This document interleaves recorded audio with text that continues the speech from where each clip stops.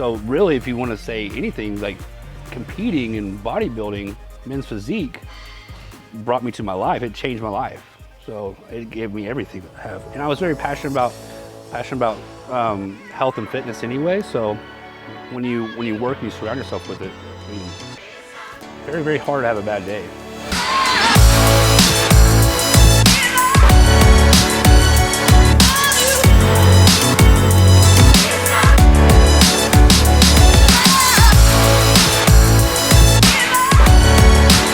You get food in my mouth every shot?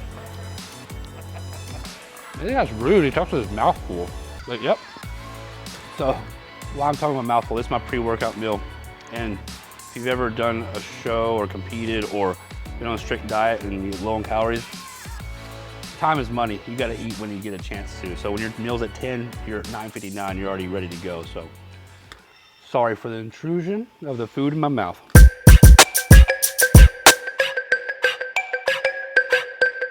My position in the company of Gasp and Better Bodies is I'm the logistics manager and supply chain manager for the US market. I was introduced to this job through TJ Clark, and my initial response to actually getting hired here, I wanted to work in the gym side because that's what I came here for. I didn't know anything about the brands. I just knew the gym and I love to go to the gym. So it'd be cool to surround myself with that environment. I say, well, we actually have a position for you back here in logistics. I'm like, logistics? I have experience with a little bit of everything, but nothing, not a professional in anything. So it was very, very interesting to throw me back there. Like within like a 3 or 4 weeks, I was catching on. I was given the opportunity to head all logistics for the US market. So all the responsibilities on me, but there's a lot of freedom and creativity that came along with that. So it wasn't like a very structured plan. You have to do this by this time, this time. I got to come up with it myself. So for them to believe in me that much is a huge, like, appreciated moment for me. Like I knew this is where I was gonna be for a long time.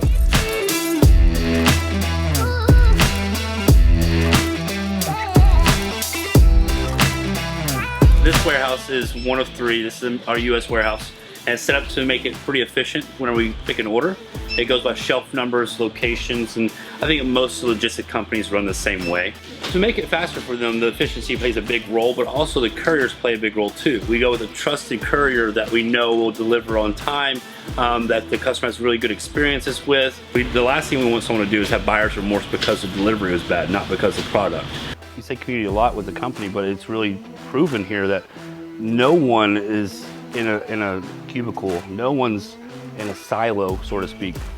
We all work together. Like just because I'm logistics doesn't mean I don't play a part in marketing or sales or anything for that matter. So it's really, really, really fun. So last year was the first time I did the Amateur Olympia, and I went into the Olympia looking to actually do a model search they were having. Muscle and Fitness puts on a model search every year. And I was more intrigued by that at first. So I was prepping for that, and it's about 4 weeks before the model search, and it's the same week as the Olympia. They put it on like the day before the Amateur Olympia goes on. And then my posing coach, Sheila, said they're not having it this year. So I already put in all the hard work for just doing just a model search. So I was like, hey, well, I already paid for my ticket, I already paid for my tan, let's go ahead and just do the Amateur Olympia. And what enticed me about that is the production is really, really good. You don't have to qualify, and it's a national level show. So I didn't do a show before that to qualify for it. So that intrigued me by that. And then once you're there, the stage and the presence of being, it's not the Olympia stage, but it's still a Joe Weider stage. So that intrigued me. It's pretty exciting there. You get kind of like the, what do you say, stage fright a little bit, but it kind of goes away really quick when you get up there and like that proud moment of being on that stage of Joe Weider.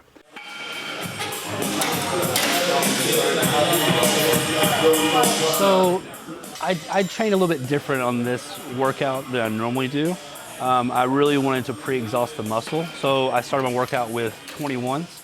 A lot of people do it with an easy curl barbell and do the bottom range 7 reps, top range 7 reps, and the full range of motion 7 reps. But since we had the opportunity to have prime equipment here at Destination, I'm able to pinpoint the range of motions on the load with the with the gearing that they have there, you can change the range. So you're not changing your range of motion on the full rep range. You're still going full reps, but it's only engaging at certain parts of the range. So I did 4 sets of 21s to start off the arm workout for biceps, and that really pre-exhausted. So saying that, I had to go to triceps the next workout. There's no way I could have done a bicep movement after that. So then I also try to pre-exhaust with going heavier on a tricep movement. So if I do a V-bar push down for tricep extension, then I can push a lot more weight, and I feel like I really exhaust the muscle that way.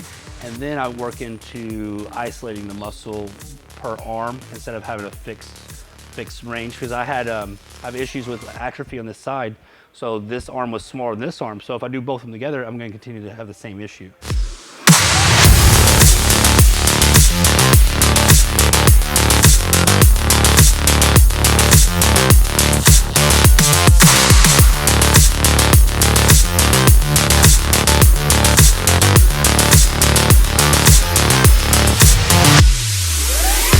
So from there we went to a rope cable hammer curl, which really works the girth of the muscle, makes your arm bigger and thicker. So I exhausted the muscle. I keep saying exhaust the muscle. We did 4 reps of 12 to 15, kept the volume pretty high, the rest period pretty low.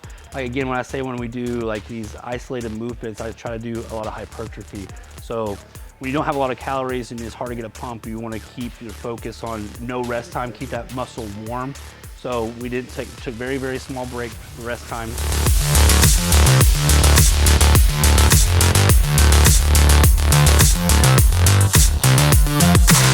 Dumbbell skull crusher, I like that one because it isolates each movement. So I know my right arm is a little bit weaker than my left, so I don't try to pull, and I'm not overworking my left one to compensate for the right.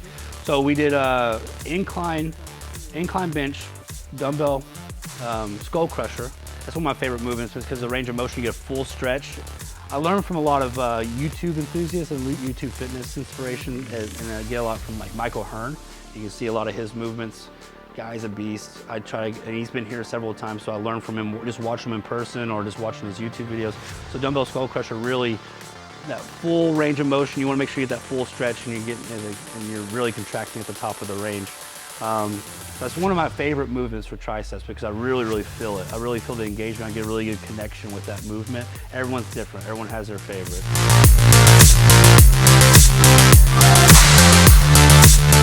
And then from there we went to a Smith machine drag curl. Now I usually keep these somewhat light because I want to get volume still. So we did 4 sets of 12 to 15 as well. My rep range is usually 12 to 15. If I'm failing, it's lower, closer to 12 range.